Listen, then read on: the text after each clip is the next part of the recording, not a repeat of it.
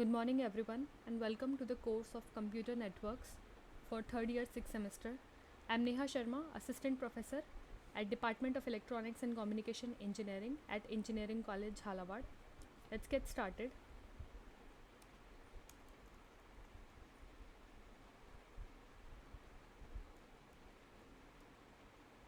Today we shall be discussing about web and HTTP, that is Hypertext Transfer Protocol. So, what is basically a web is?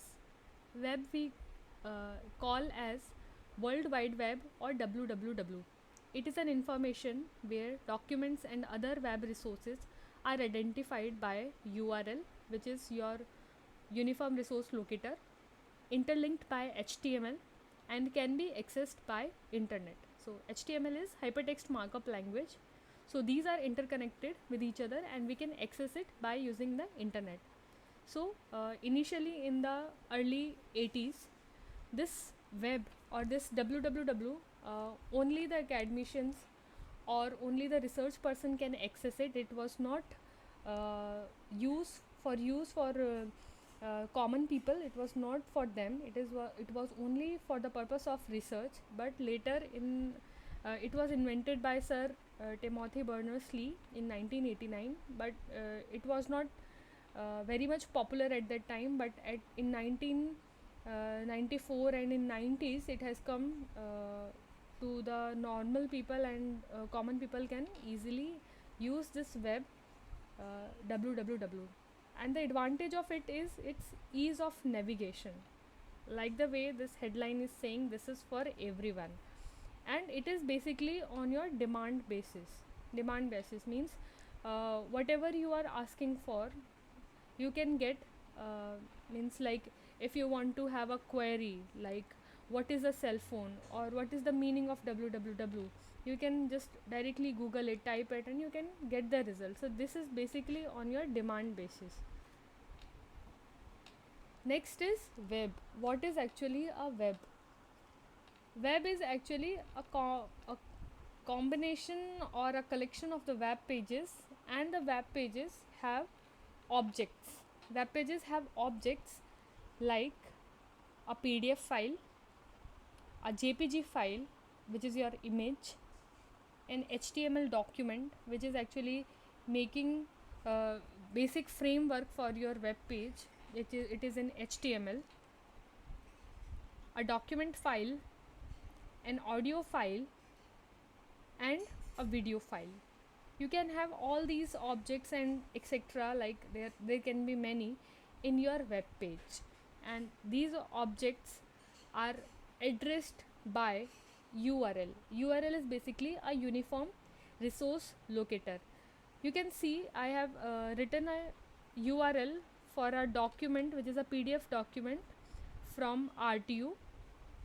At you can find this document at RTU website, Rajasthan Technical University. So the initial this one is known as your host name, and the last of it you can see .pdf means it is a PDF file. It is the path name of the object. So uh, this is how your objects are addressed using this URL, which is a combination of your host name and your path name. Next is Hypertext Transfer Protocol, HTTP. So HTTP defines the structure of HTTP messages and how client and server exchange the messages accessed by internet. So this HTTP is basically a client server type of model in which a client always requests the page or the internet content to the server, and the server finally responds to the client and send the response messages. So this HTTP is used by various browsers like your Google Chrome, your Mozilla, Safari, etc. So you have a web server and you have a web browser client. So suppose in web browser client I want to search for RTU website. So your client will send a page request to your web server. Suppose your web server we are using Google Chrome. So in Google Chrome you want to access your RTO page, you want to open the RTO page. Okay, so you request that page to the web server. So your clients are basically the individual PCs or cell phones that we are using at home, and your web server is basically your Google headquarter where that big server is there, and that request is going to that web server of your Google Chrome. It reads your request and it finally sends the page to your client, and finally you can open that page. So this is how your HTTP is working. So this page request and page return, the information is through this HTTP. When a user requests message for the objects in the page to the server receives the request and responds with HTTP response messages that contains the objects. So as I told you in the previous slide, the objects can be like PDF file, image file, or audio, or it can be anything.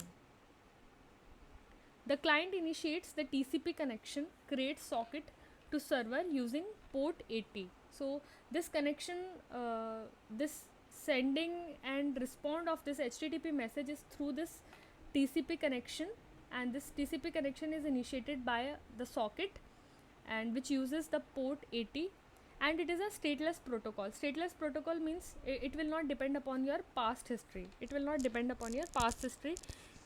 Every time your web server will not keep a history ke after 2 minutes again that client is requesting the same page, so it will not keep the history. It is a stateless protocol. So HTTP connection is basically of two types, your persistent and a non-persistent. So now we'll see how your HTTP, this page request, and the thing that I have told you, how this TCP connection is actually working in your HTTP between your client and a server.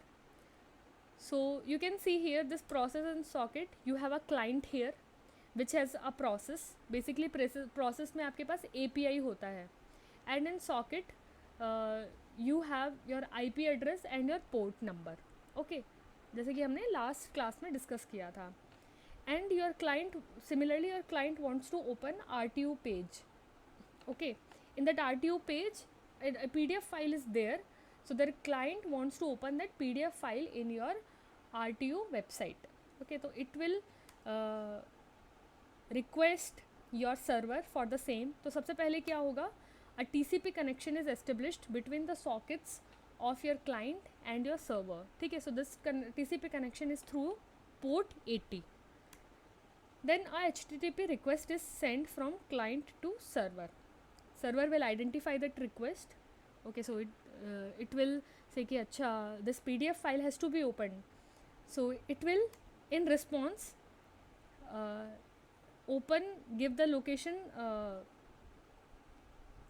Okay, so this HTTP request actually contains your URL address and everything, and then in this response it will give to your client, and when this and the client can access that PDF file at RTO page, and when this process is completed your TCP connection will be disconnected.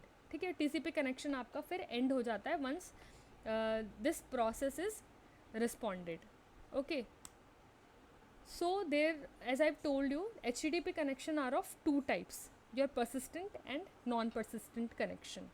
So you can see in the diagram here, in non-persistent connection, for every connection you have to open a TCP connection and then you have to close it.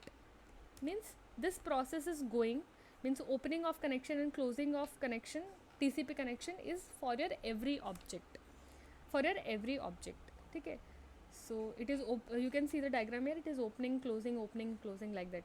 So for example, if I have to open a web page which has suppose 10 images to it, ठीक है, तो every time हर एक image को load करने के लिए हर बार TCP connection होगा, और means you have total of 11. First connection is for opening of your web page, दूसरा for accessing 10 images, you have total 10 connections. So 10 plus 1 means total 11 connections you have to do in your non-persistent HTTP connection.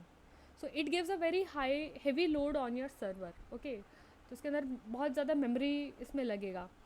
And you requires 2 RTTs. RTTs, round trip time. Round trip time means there is a handshaking process between a server and client, and it will take 2 RTTs in this whole process. So basically इसके अंदर memory भी ज़्यादा लग रही है और time भी ज़्यादा लग रही है. Next is your persistent connection. Persistent connection में क्या है कि once the open connection is open, after the processing of all the objects, सारे objects और रिक्वेस्ट प्रोसेस होने के बाद ही जो आपका TCP कनेक्शन है वो क्लोज होगा. तो इसके अंदर क्या है कि आपके पास सर्वर पे भी ज़्यादा लोड नहीं आएगा and your time is saved in this case. Okay, so this is your persistent and non-persistent HTTP connection. Thank you for today.